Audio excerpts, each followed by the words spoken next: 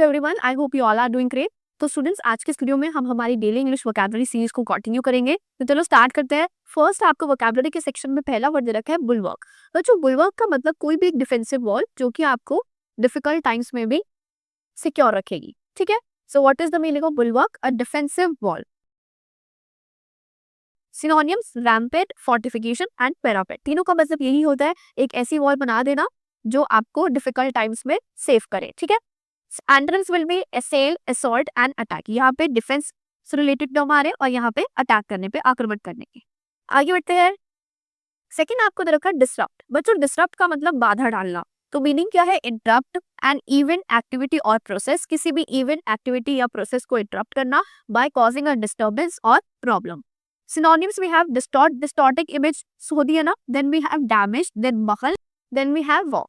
Antonym will be organize, यहाँ पे disruptive था, ये organize हो गया, arrange हो गया and systematic. आगे बात समझ, आगे बढ़ते हैं। Next we have collapse। बच्चों, collapse का मतलब ढह जाना। कोई बड़ी सी बिल्डिंग है वो एकदम से गिर गई, उसके लिए भी हम कौन सा टर्म यूज करते हैं? The building collapsed. So synonym cave in, fall in, subside। subside का मतलब diminish भी होता है, कम करना। Antonym hold up, ये आपके लिए increase के लिए आ गया। नेक्स्ट फोर्थ पर आते हैं। Fourth we have diversify. Diversify का मतलब बहुत ज्यादा वैरायटी और बहुत ज्यादा डाइवर्स बना देना। मेक और बिकम मोर डाइवर्स और varied. Synonyms will be branch out, vary, output. Antonym will be continue, keep, remain. ये तो है और ज्यादा वैरायटी कर देना और ऑप्शंस ला देना। एंड एंटोनिम क्या हो जाएगा? रिमेन करना, वहीं पर रहना। ठीक है, उतना ही छोड़ देना, कंटिन्यू करना। आगे बढ़ते हैं। वन वर्ड के पार्ट में आपको आज का वन वर्ड दे रखा है वेलोसिटी। बच्चों, वेलोसिटी का मतलब क्या होता है? जहां पे आपको ऑब्जेक्ट की स्पीड भी दी जाए, साथ में उसकी डायरेक्शन भी दी जाए। और अगर डायरेक्शन नहीं होगी तो उसको हम सिर्फ स्पीड कहेंगे, और अगर उसमें डायरेक्शन भी दे रखी होगी तो उसको हम क्या कहेंगे? वेलोसिटी कहेंगे। ठीक है, आप पढ़ते होंगे आपके फिजिक्स के पार्ट में। Next we have enviable. बच्चों, एनवी का मतलब क्या होता है? जेलसी, एंड इसमें एबल ऐड कर दिया, लाइकली टू अराउज एनवी। ठीक है, एक ऐसी चीज जिससे जेलसी हो सकती है। अब स्पेलिंग में आते हैं। आपको आज के स्पेलिंग में विकिपीडिया की स्पेलिंग दी गई है, तो इसकी स्पेलिंग आप लिखना WIKIPEDIA,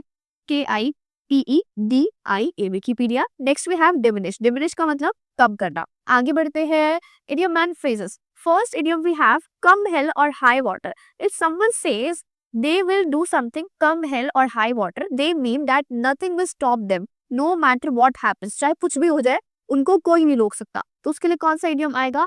कम हेल और high water. Last we have cupboard love. Cupboard love का मतलब to show love, to gain something from someone. एक तरह से आप बोल सकते हैं सेल्फिश। ठीक है, एंड एक्स्ट्रा मोटिव भी बोल सकते हैं। उसका कोई पर्सनल इंटरेस्ट है, that is why he or she is showing love. Example, ever since I won the lottery, I worry that any woman who expresses a romantic interest in me will just to be a case of cupboard love। इसका मतलब जब से के लिए क्या लिखा है? ever since, जब से मैंने लॉटरी जीती है, मुझे चिंता है कि अगर कोई भी लड़की एक रोमांटिक इंटरेस्ट एक्सप्रेस करेगी, सो वो किस चीज का केस होगा? cupboard love का। It means she has a personal benefit from this person। ठीक है, चलो आज के हमारे 10 वोकैबुलरी कंप्लीट होते हैं। मैंने आपके 5 to 6 मिनट्स में आपको 10 वर्ड्स कंप्लीट करा दिए।